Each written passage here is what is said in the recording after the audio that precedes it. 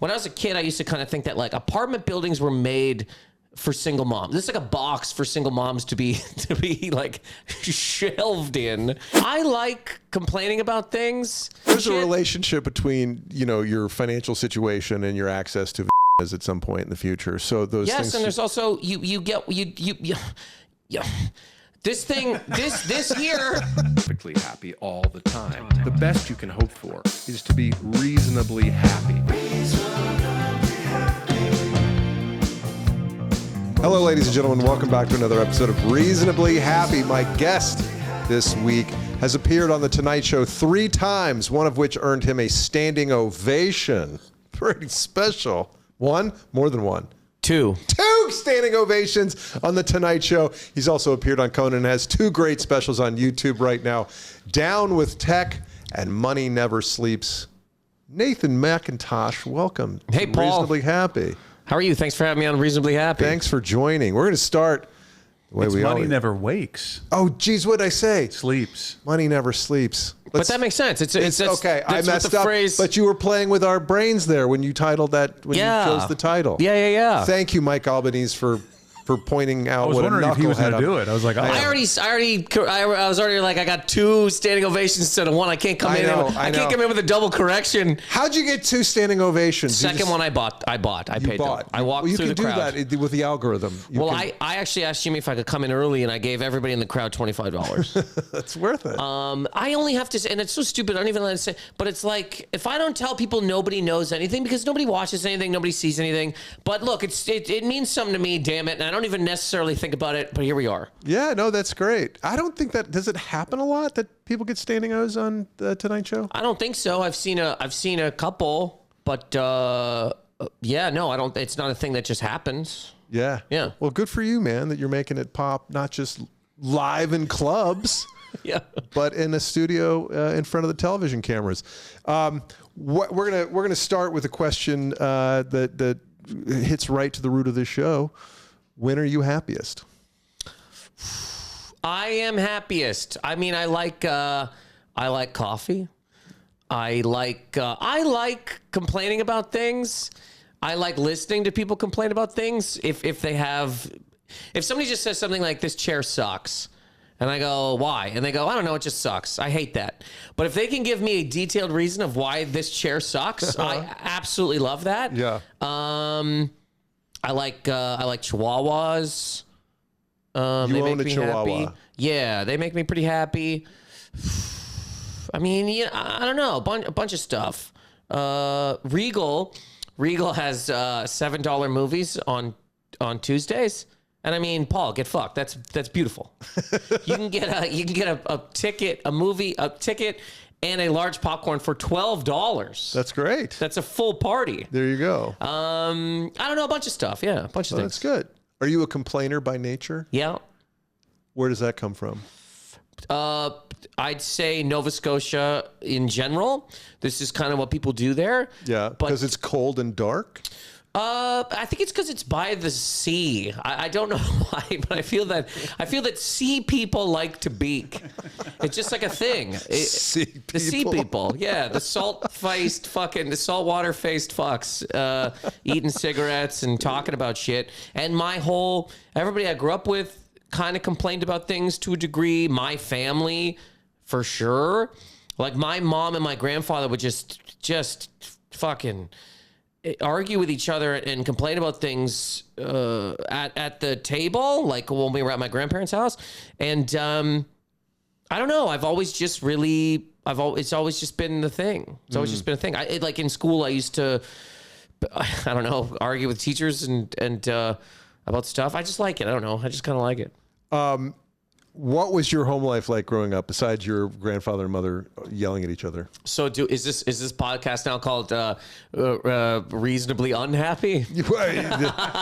Listen, you're a comedian for a reason. Yeah.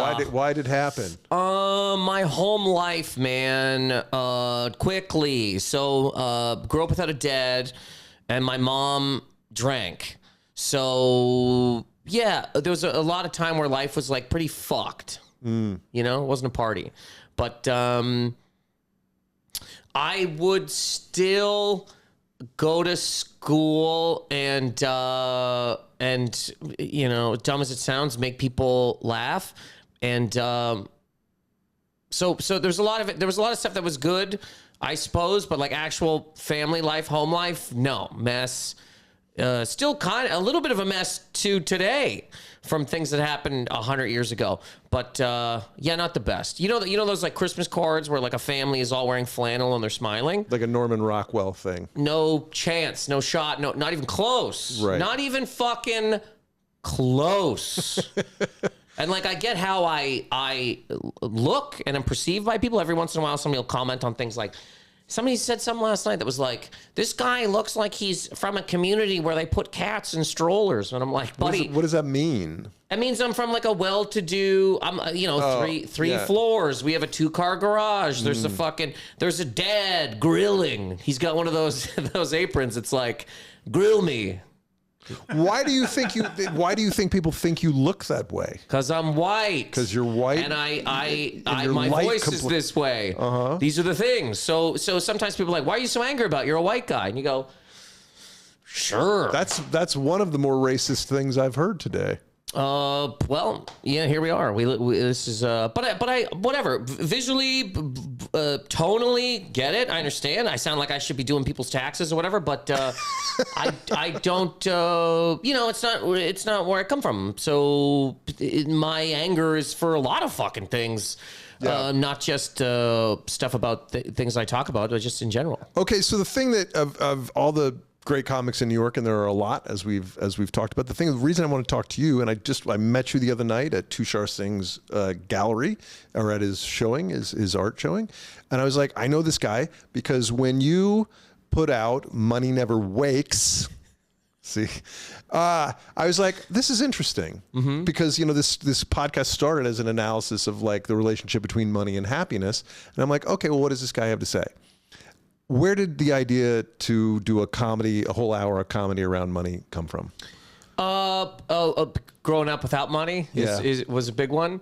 I wanted to do that thing before the pandemic. 2019, I had the idea to do it, and then whatever. But I think a lot of it's growing up without money and always trying to figure it out. Like I learned a lot of stuff about money, and I learned a lot of stuff in quotes from people in my life. Nobody had money, and things that they did with money that they did get, I just went, well, I can't do this. Like, Visa used to call the house all the time. Student loan officers used to call the house all the time. And they'd be like, I remember a student loan officer or a Visa, I don't remember exactly which one, but they go, we're looking for your mom. And I go, she's not here. My mom always said, don't answer the phone. And if you do, I'm not here.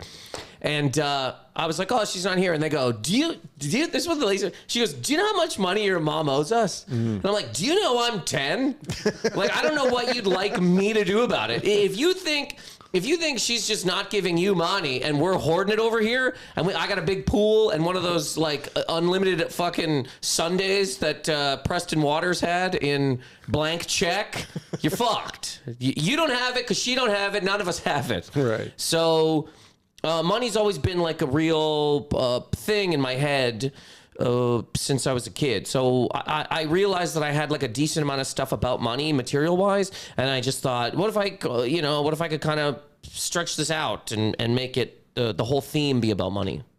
Do you still have money insecurities? Is it still kind of who you identify as? Paul, I'm a rich man now, dude. Yeah, absolutely. I think like I argue with myself. I don't mean like, are you making your bills? I mean, do you still feel like lack of money is part of your identity? Yes. I argue with myself about buying something for $40. I'm serious. $40. I will stand there and go, these fucking dumb Reebok shoes. I found at some store they were on sale for $45. Like 20 minutes. Like I texted 3 people to be like, I don't need them. I have other shoes. I don't even wear the ones I have. What am I doing? It's 40. I don't need to spend this on this.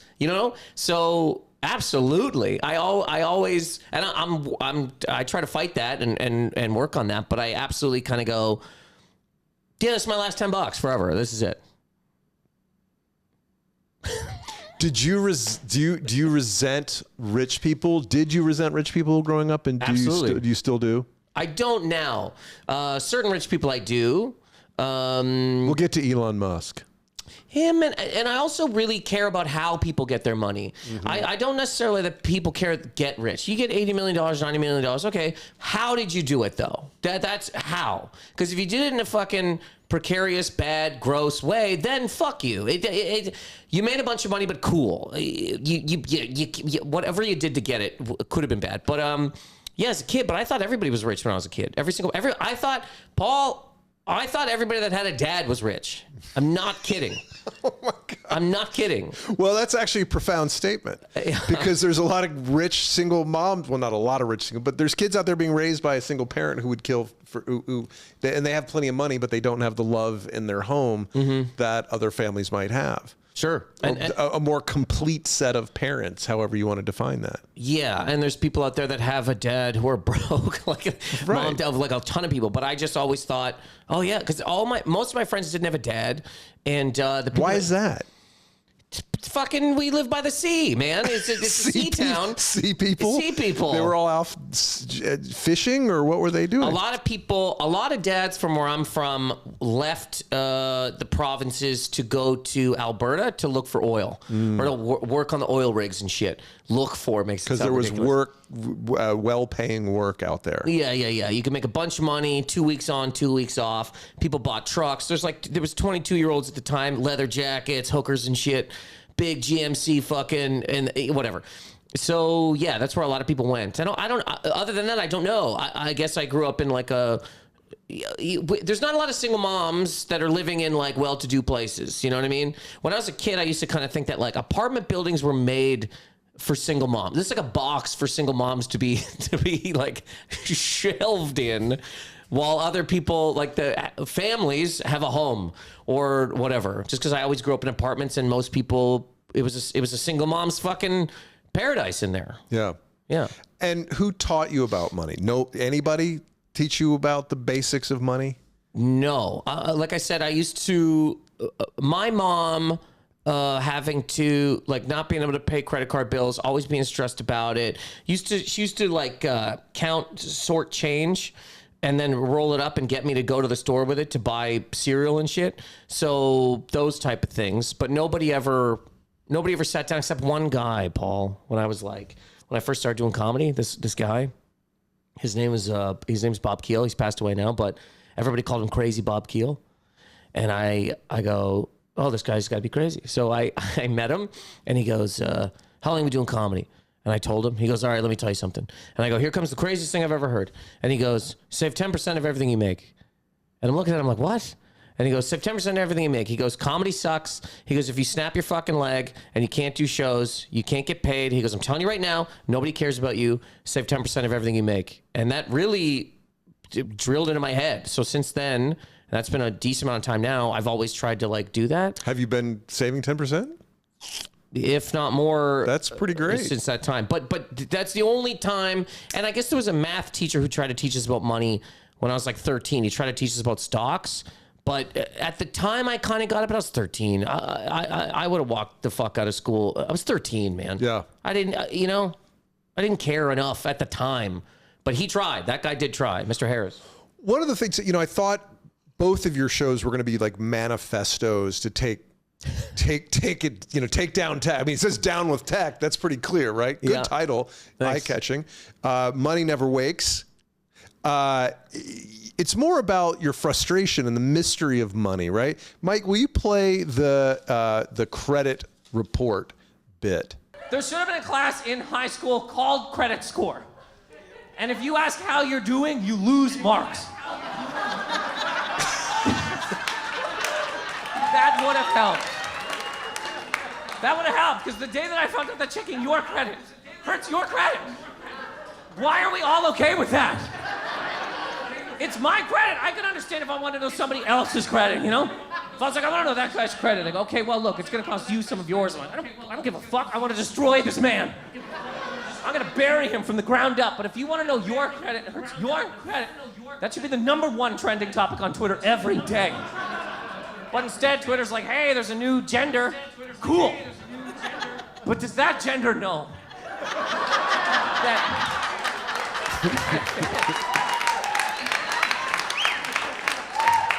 If it checks its credit, it hurts its credit. It's they.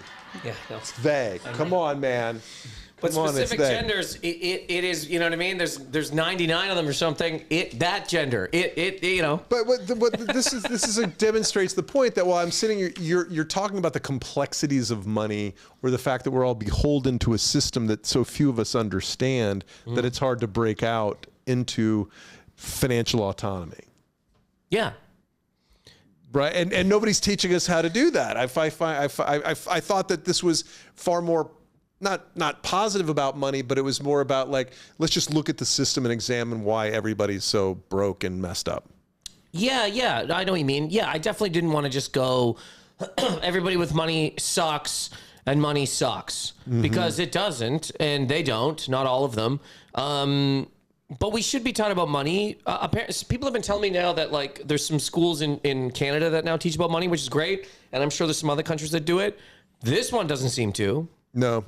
And this one only runs on money. This whole place, from what I can tell, doesn't exist without money. This might be one of the hardest countries to be in without money. Am I crazy? Well, I mean, there are many who would argue that the social safety net in the United States is completely inadequate. Sure. Meaning that, you know, the poor people don't have a place to live. They don't have a place to, they don't have enough to eat, all that kind of stuff. How does it relate to other systems? I mean, I don't know. I've been to some pretty shitty countries where poor people are living in the street, you know, and, mangy dogs are, living next to them. It doesn't look better than the way poor people live here. Yeah. I'm not you just saying described Albany. or LA, yeah. I don't know, man. I don't know. I mean, but either way, this is money should be taught here. Is really the end of the whole deal. This is. If you're not in control of your finances, you're not in control of your life. And we're not giving people the basic tools to really understand how they're going to get screwed over by something as fundamental as wanting to improve their credit and unintentionally hurting their credit. Yeah, or yes, running up credit card bills, spending money we don't have, all that kind of thing. Now, do you think that that's a design of this country, or it's just a thing that has happened in terms of, not teaching people about money? In terms of, I mean, it's a huge trade-off between regulation and freedom, right? And so, and it's right now being debated in Congress, which is, should there be caps on interest rates for credit cards? And, if you ask poor people, is it worth 20% to get money to fix my car so I can go to work next week? Their answer might surprise you. Whereas, there's a lot of congressmen breathing down the necks of the credit card executives to say anything above whatever 12% or something is usurious, and that you shouldn't, that you're committing a crime and that you're taking advantage of these people. I mean, I don't know. I think it's an interesting question. I think the congressmen that are talking about there should only be a cap at 12% are correct. Listen, I've had parts of my life where I was, way over my head in credit card debt, and it's terrible. It's a place of deep weakness, and when you're thinking about your bills before you pee in the morning, it's a pretty bad place to be, and it's where a lot of people are. Yeah. But if you take away payday lenders, these people aren't going to be able to continue moving forward. Now, are they in that situation because of payday lender? Dude, I don't know. There's some people that don't. I know a person who they get paid on like the 4th, let's say. Rent's due on the 1st. Instead of calling their landlord and going, hey, I get paid on the 4th. Is it cool if I pay you on the 4th? They'll go to a payday loan place, get the rent money out, spend whatever the interest is on that, 15, 20% to save a phone call. Most landlords would go, 3 days, 4 days is fine. Most. There's some people out there that are nuts.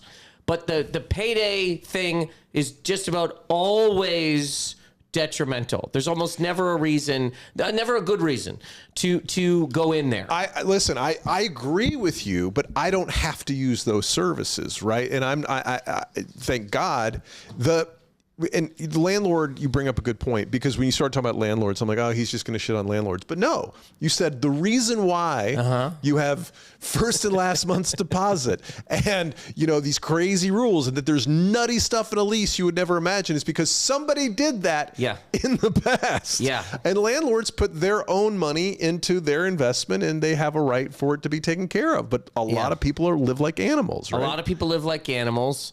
And absolutely destroy things, and then wonder why things are bad. Not everybody, but a lot of people. It only doesn't take bad landlords. Obviously, 100%. There's landlords that don't fucking fix pipes. They don't do shit. But then there's people that will literally just rip a toilet out of the ground and go, "What's the problem? What do you mean? What's the fucking problem? You ripped the toilet out of the goddamn ground for no reason. You fucking monster." Right. But the payday loan places, like, again, when I was growing up, there was no real money. And so there was a cycle of, like, my mom would take things, sell them to a pawn shop, or go to these fucking things, right? And it's all right fucking now. It's like, I need $20 now. Sell this for that. I got a hungry kid at home. Sure. I got to feed him. But there is some money at some point in time. It's hard to look at things when you're stressed the fuck out and why people do things. But if there's a way to look at things before the fucking stress happens, i.e. be taught certain things in a school. Dude, I got a job when I was 15, right? Doing what? First job I ever had was pushing carts in a grocery store, parcel pickup stuff.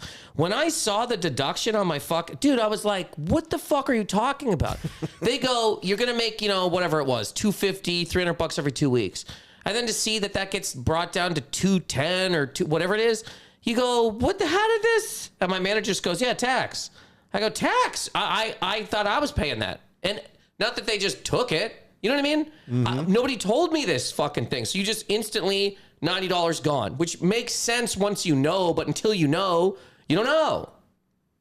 Does that make any sense? It makes complete sense, but that's what happens in adulthood is you run straight into adult problems and you go, oh, wait a minute, this is how taxes work. But I'd rather have run into the adult problem of a vagina and been taught by the same gym teacher about tax. Do you know what I mean? I'm not sure because a lot of gym teachers ended up being fucking the sex ed teacher. Okay. And I'd rather that psycho in short shorts tell me that if I put money into an account, a high interest savings account, one day that will grow and grow and grow, as opposed to here's a picture of the most disgusting thing you've ever seen in your life. They don't even have like a nice picture of a vagina. It's the inside with the fucking fallopian tubes. There is and a shit. relationship between your financial situation and your access to vaginas at some point in the future. So those things. Yes, and there's also you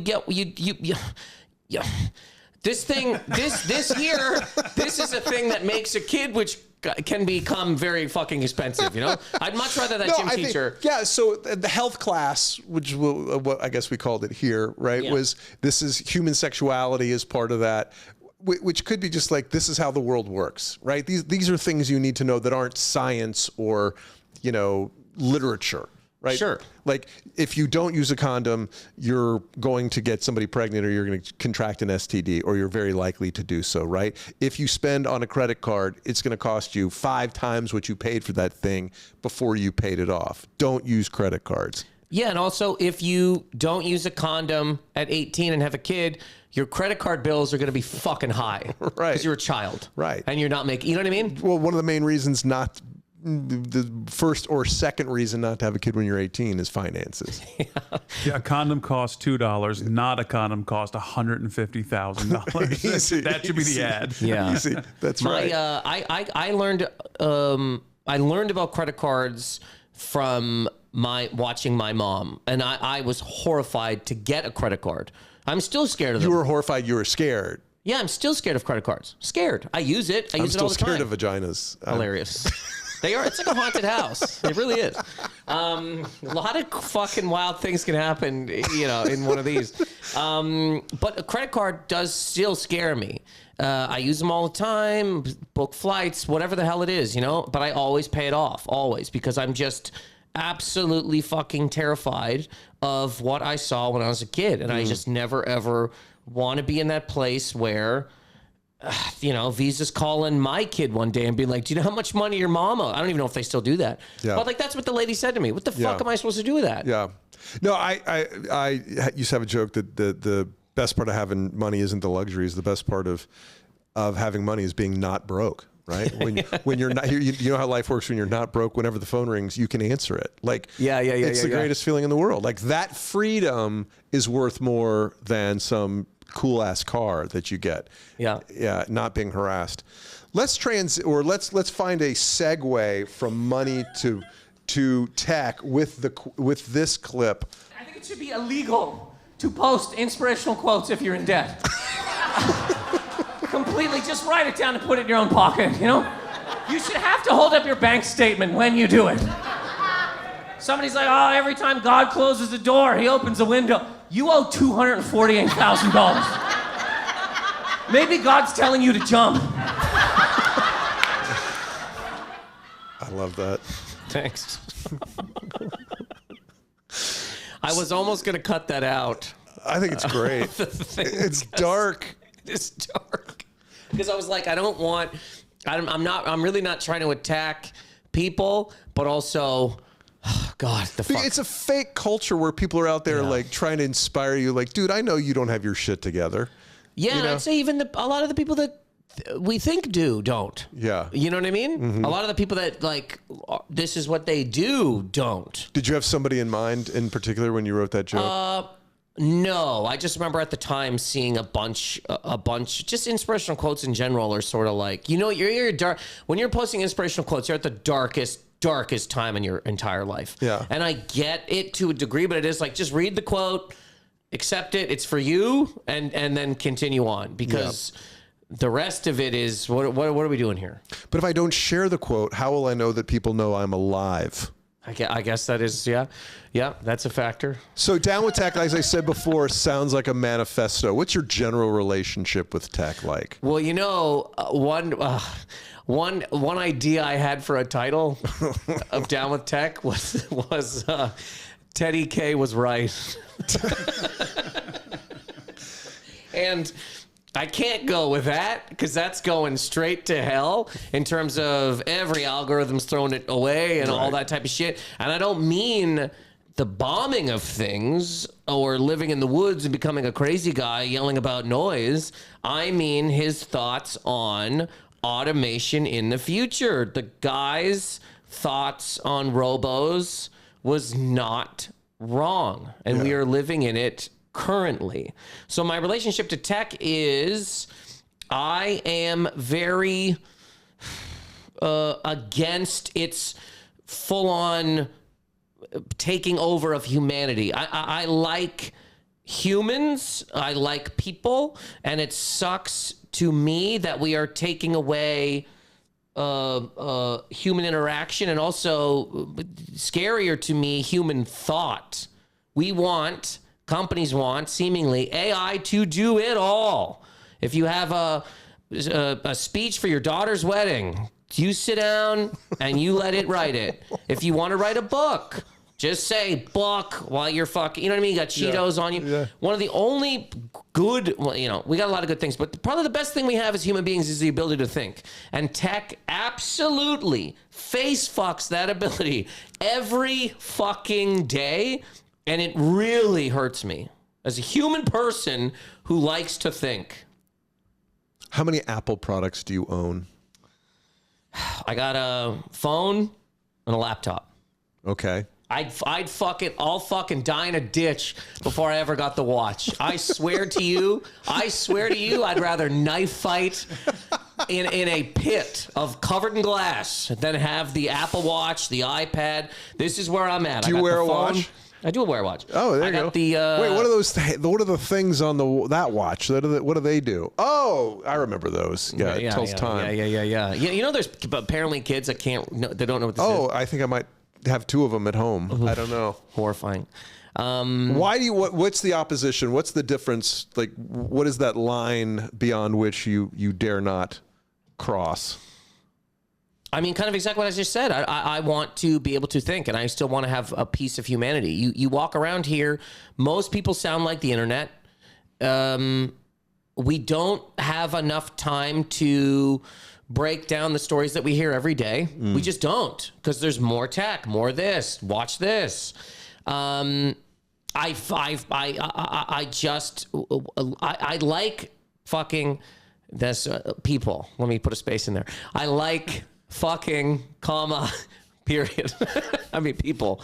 You know what I mean? And I like humanity. And I dislike that the least human people on this planet currently are deciding how we think, how we move, how we eat, how we fucking interact with things around us. It like makes me fucking sick. So the way you phrase it specifically is that the least social people on the world are the ones creating social media. Absolutely. And they're also the ones making all these things that make us just sit here and get away from each other, you know? Like you look into a guy like Zuckerberg's eyes, Musk's eyes, and you go, come on, man. It's Sam Altman's eyes. Stop it. Jesus. You don't like people. You don't like autistic people. Is that what you're saying? You know, one of the jokes that I didn't... Nathan Macintosh, you know, comedian, hates autistic people. There's a level to that. Yeah. Because there's definitely people on... There's a level of autistic that is like autistic. What's the thing those guys have? It's not autism. It's... I think it's they Asperger. They're Asperger. Sure, whatever they got. They're on a spectrum, right? Yes. One joke that I didn't put in there because I wasn't able to get it to fucking work in the way that I wanted it to was that autistic people make robots because autistic people are the original robots. They kind of lack empathy. They don't have the same sort of things. And even when I say it now, it's harsh as hell because I wasn't able to figure it out in the way that I wanted to. I got it to work a couple times. I'm not trying to trash autistic people. I'm trying to trash these fucking monsters who literally break us daily. I apologize. I talk way too much. Tech nerds run the entire world. Everything we do goes through a tech nerd. Jocks used to run this world. And I really think when jocks were running it, this was a better place. Because when jocks ran the world, they would just make fun of you because you can't play sports. Nerds make apps that make you hate yourself. Can I ask you guys, how did we let the least social people make social media? How did that happen? People that never socialized at all. They were in fields rotating by themselves. They turned around and told us how to socialize. None of us made social media because we were too busy socializing. Nobody at a barbecue eating a hot dog was like, how do I turn this into a 15-second annoying video? That was some psycho sitting in a dark room, looking out a window like, I'd like to get out there. It's an interesting observation that the people who dominated high school back in the 80s were no more malignant than their victims who now run the world today. Yeah, I'd argue that the tech people have done so much more damage than any jock ever could. It's not even funny. They've done so much more damage to Earth and humanity than any jock could ever by making fun of you for your clothes or dunking over you or pounding your girlfriend. I mean, it's not even close. It's not even close. And it also kind of shows that anybody who's in power is garbage. Everybody that gets here, when jocks ran it, they weren't the best. Tech nerds. If we're going to sit here and say that tech nerds are good people that are just trying to help humanity, I'm done hearing that. Because it ain't. You can sit in a little booth and make your little fucking app and say, this is to help people get here to here quicker. But then go, but what does it really do? What are we really losing? You know who I always pronounce this guy's name wrong. You know who Mo Gaudat is? Gaudat is? I don't. He used to work for Google X. He's one of the like the godfathers of AI. Says, you know, it's like him, Jeff Hinton, and a couple people. But I watched an interview with him and he's talking about AI, and first of all, the way that this guy describes robots, really like, he goes, I tried to make this conveyor belt of just robo arms because fuck people. Fuck you. Fuck you. I'm so tired of you being sick. You want to call out for work. Your daughter has a graduation. Get fucked. I will have robots do your job. So he goes, this whole conveyor belt full of trash. And these robots, he goes, I wanted them to just take out yellow balls from the trash. And he goes, I'd walk by this window every day and the robots are just picking up everything. And he's like, oh God. And then he goes, one day I walk by and the robot arms are just picking up the yellow balls. And he goes, I started crying because it reminded me of my son the first time he picked up a ball. And I paused the fucking video and started screaming at my goddamn, you motherless cocksucker, you relate a fucking robotic arm to your fucking son? You're a piece of shit. Because to you, robots and humans are the same fucking thing. They ain't, robo-fucker. Put a goddamn fleshlight in your fucking PS5 and pound it and leave the rest of us alone. You monster. It makes me so sick. He also was talking about AI, and he goes, here's the two possibilities of AI. And now we don't know what will happen, but these are his, one of the godfathers. Right. Positives of AI. Could cure cancer. Negatives. Could end humanity. Well, guess what, pal? Cancer stays. If these are the options we're put forth with, we got to lose another grandmother. Oops. If it means we keep this person, but all of us die, so this person dies anyway. What are you doing? If this is the worst thing that could happen, shut it off, you prick piece of shit, glasses wearing, motherless whore cocksucker. Makes me sick. And these guys float around in their fucking Tesla Cybertrucks, beating each other off with all the fucking money in the world, while the rest of us have to just wait and see if they kill us. I hate it, man. Paul, I hate it. I was unclear on your position. Thank you for summarizing it. God damn it. These are the positives and the negatives. They're not outweighed, man. So the bully aspect of it is like, so indifference is worse than malignance almost, like, because they're dealing with just far more powerful tools, and that their lack of interest in the human impact could result in literally in the end of humanity. Yes, and the fact that they don't have empathy seemingly and don't care about humans to a degree just because they can do it, they want to do it. Yeah. They shouldn't be allowed to work on the things they work on. They should not be legally allowed to do it. But people with empathy don't know how to code. That's the problem. Yeah, I know. And there's a fucking reason. I could think sketch forward. out AI. Yeah, you can think forward and go, oh, this will hurt people. Let me back up. Let me go get a sandwich and enjoy my day. But this fucking prick is like, I can make DoorDash that much faster. Okay, what are the things, like, if you could go back 20 years, what tech would you allow through the gate and what tech would you keep out? Fuck. Probably getting rid of, AI, not doing it.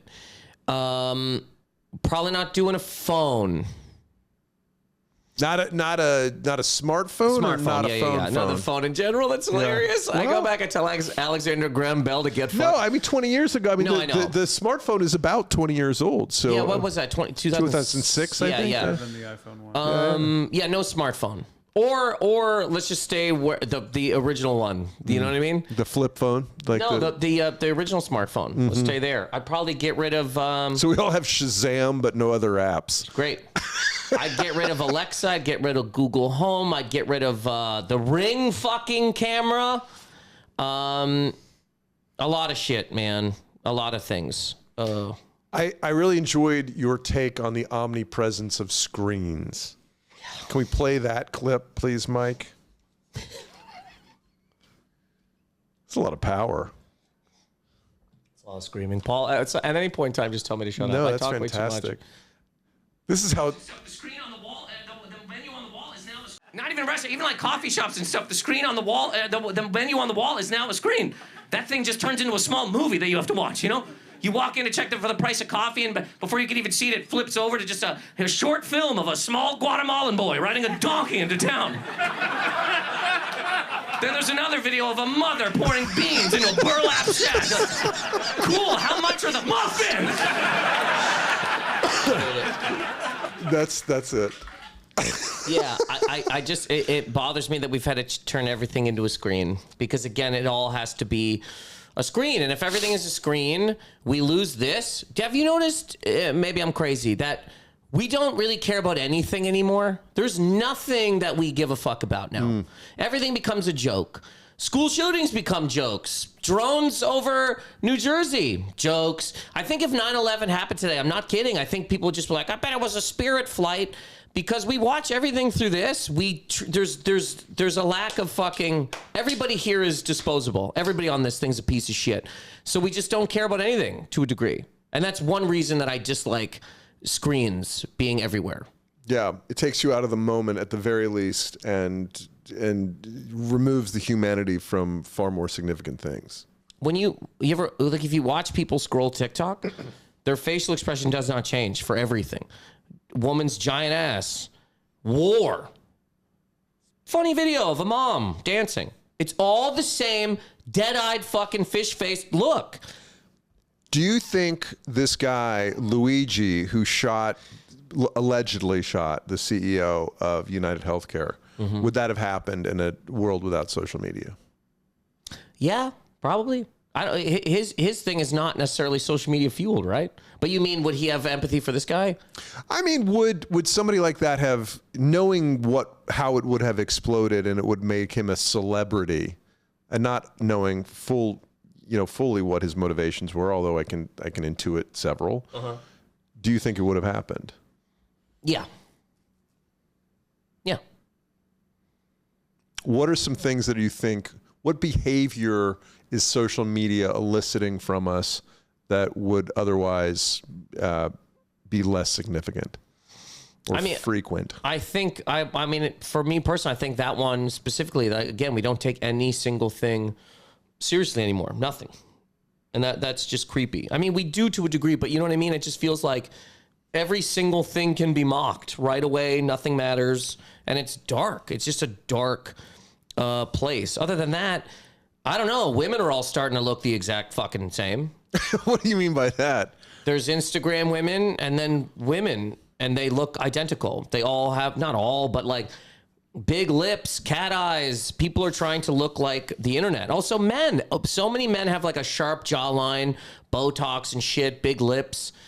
And you go, that's this. You're becoming the screen. You know? Like when I was a kid, I used to watch Turtles. I really wanted that fucking, the book bag. Ninja Turtles. Yeah. The book bag with the shell and the swords. I mean, come on, man. Because I watched it. You could probably afford that now. I get that. Probably $40. But I'd stand in the store and be like, I don't know, should I? This might be my last $40. Like, it's ridiculous. Yeah. But I watched that. I wanted to be that.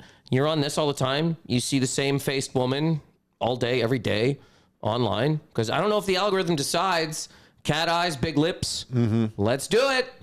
You know, I heard somewhere, and I don't know if this is true or not, that China dumbs down, China or TikTok itself dumbs down ugly. What do you mean dumbs it down? Like, if you're ugly, your views are less. Oh, it deprioritizes or whatever. Yeah. Yeah. Well, I mean, that's fair.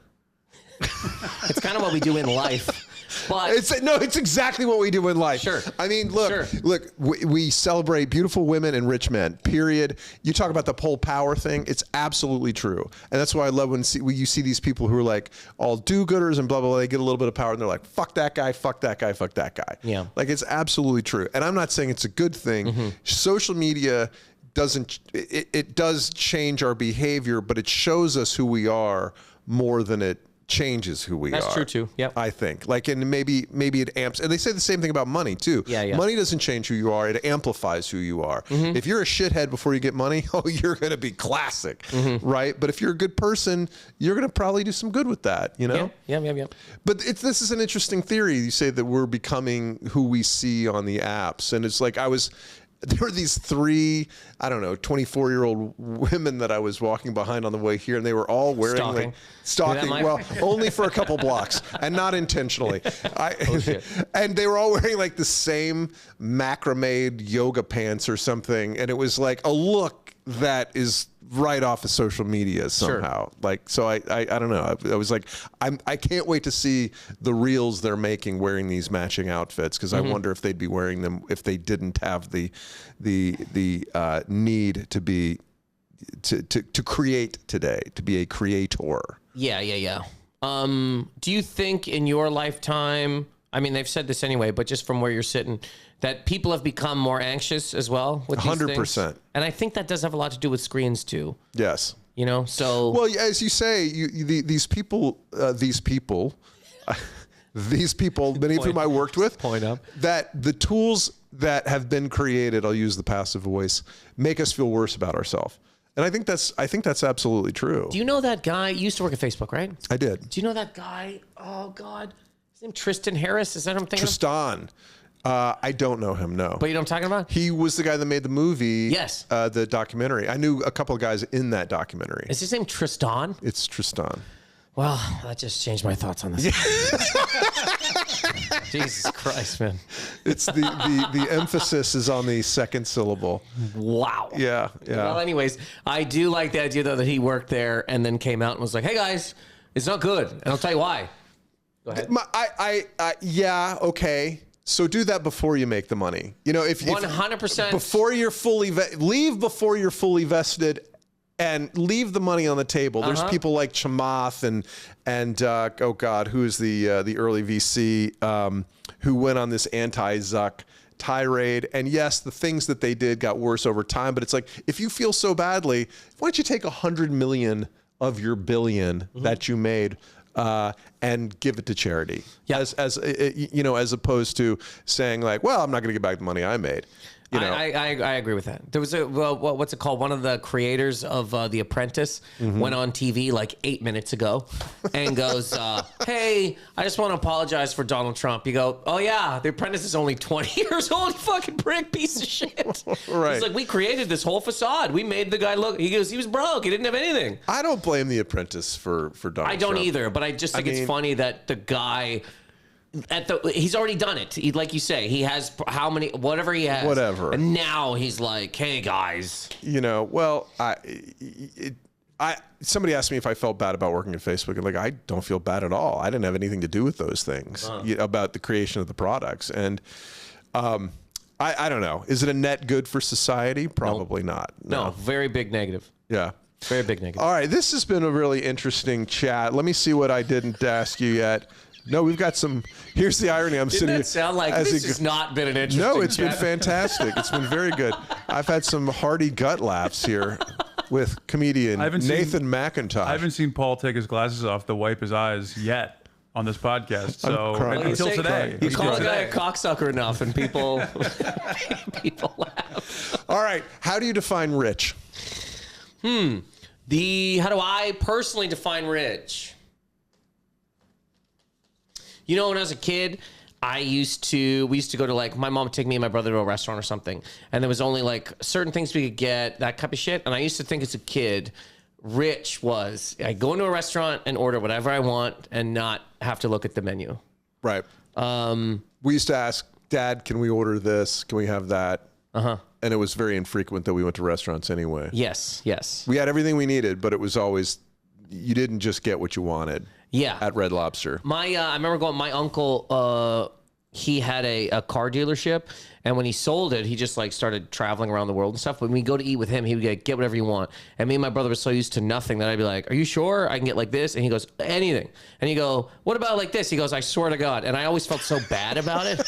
But I'd be like, "Can I have a milkshake?" And you know what I mean? Yeah. But there's still a little bit of me that is just being able to go into a place and order whatever you want for whoever you want, and like, don't gotta think about it, don't gotta worry about it. Are you consciously grateful for that when you're doing it? You're like, oh, things are good. This is good. Do you know a thing? In all seriousness, a thing that I'm consciously grateful for more often than not. I can go to the grocery store and buy whatever I want. It's not like I want, fucking golden eggs. I mean, food. But that is, man, as a kid who used to go to the store and not be able to do that at all, to be able to do that for myself as an adult and just walk in and not think about what that is. Like, I'm going to get this, I'm going to get this, I'm going to get this. I absolutely am actively grateful about that. Truly. Do you think you'll be wealthy someday? How much do you need for that? I don't know. How do you define it? Rich, I think, is like you need $2.3 million or something like that. Wealthy would be what? 100 million probably? I don't know. I know that I don't want a mansion. I don't want any of that type of shit. I don't even want $1 billion. Don't want it. Don't even know if I want something close to that. It's so crazy and stupid. What the fuck are you doing? But wealthy, I don't know. I don't know, man. I can't see myself ever becoming a person that decides that like I'm gonna get a Ferrari or any of that type of shit. None of that stuff really. If somebody, I'll tell you this, Paul. If somebody would have given me money when I was 19, oh my God. Oh my, you know what I wanted to do? I can't even make this up. I wanted to get an Escalade, Cadillac Escalade, big truck. I wanted to paint it pink. Dude, I wanted to put giant rims on it. We're talking like 2004. Sure. I wanted to put big rims on it, and I wanted to take the E off of Escalade and put a Y and call it the Escalade. Dude, if I'm telling you right now, if I would have gotten rich somehow at 19, I would have spent $120,000 on a truck that would have been good for 2 years, and then I look like a fucking hillbilly driving around in this thing. So now I can't ever see myself going back to something like that, you know?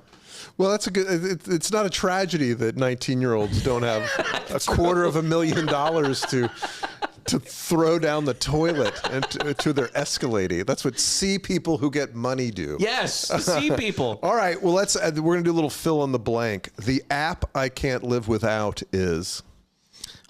The only apps I really use are social media apps. I'll use I use Instagram. That's kind of it. Mostly to promote your comedy, though. Yeah, I don't really ever scroll through there and look at anything. My feed is a mess. It's asses and chihuahuas. It's disgraceful. I mean, you know, I don't use DoorDash. I don't use fucking Uber. I use my banking app sometimes to cash a check. That's fair. I guess Instagram, man. I guess. Yeah. I guess. Okay. If I had $10 million, I would blank. I'd kill everybody. If I had $10 million, I'd walk down the street executing people. If I had $10 million, man, I mean, regular type shit. I give my mom some fucking money so she can argue with me that it wasn't enough in a year.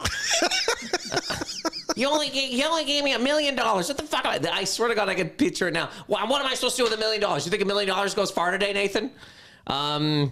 My brother gets some money. I'd like to go to Japan. I'd like to go to Brazil, but that's not even that much money to do those things necessarily. I'd probably get oh my God. You know one thing I would do? It's such a small thing. I'd get a fucking brand new RX-5 Mazda Miata, dude. Dude, Paul, I rented one. Do they still make that? Bro, I rented one accidentally in Sunnyvale, California, and drove it to San Francisco. I went in, the guy was like, we have a Honda, whatever. Or he goes, we got a Miata. I go, buddy, give me the Miata.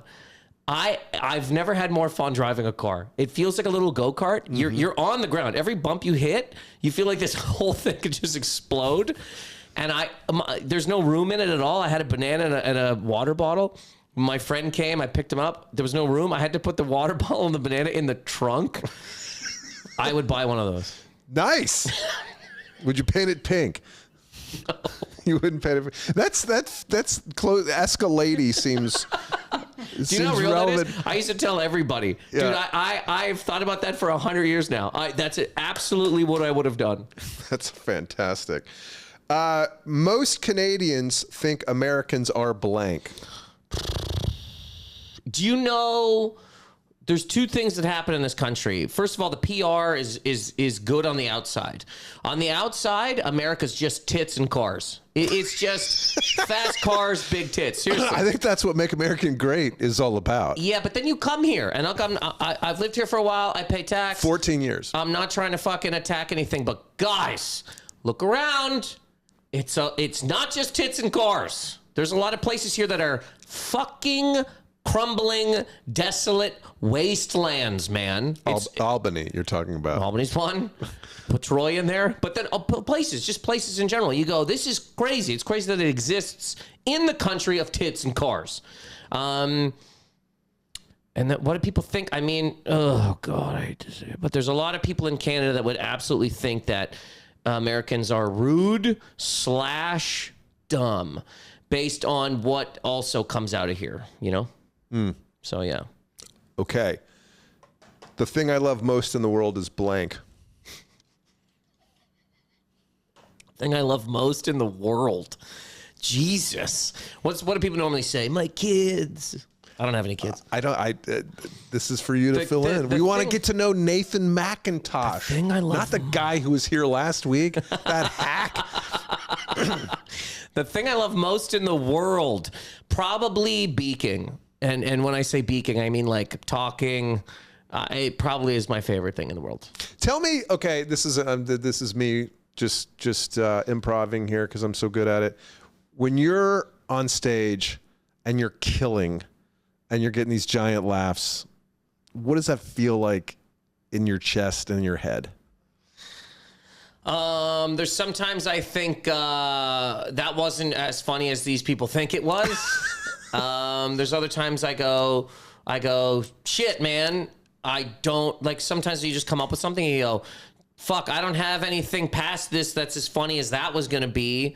Other times you just go, oh, cool, this is going the way that I wanted it to. It's never like a smooth thing most of the time. You know, I'm not up there like, I'm the fucking biggest dick in the West. I'm like, I gotta keep doing this. Right. You know? But do you feel like you're in the place you're supposed to be doing the thing that we're put here to do? Yeah. I just hate saying that because it sounds so cheese, but like legitimately, if I wasn't doing stand-up, I mean, I would be this guy at whatever, and I was at whatever job I had. Yeah. So that this is it, and that's why I like to beak. Stand-up allows me to do that, and just like it was going to happen regardless. In terms of wherever I was, is this guy's coming. I don't know how to do the other. I don't know how to just shut it off and be like the accountant guy. So yeah. There you go. Ladies and gentlemen, Nathan Macintosh, highly recommend you watch one or both of his YouTube specials. They're laughing at me. Both of these guys are laughing at me as I try to wrap this up at a reasonable time. I just like, you know why I'm laughing? Why? Because you looked right in the face, you went, uh-huh. That was Nathan Macintosh. He gave me the accountant thing. We ended on Nathan Macintosh, 2 specials, Money Never Wakes, and Down with Tech on YouTube. Links are in the show notes. Nathan, great to meet you, buddy. Yeah, nice to meet you. Take Thanks care. for having me.